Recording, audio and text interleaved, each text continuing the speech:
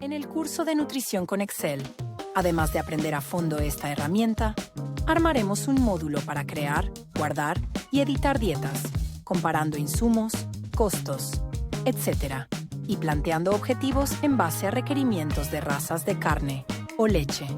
Incluye una tabla con más de 140 alimentos.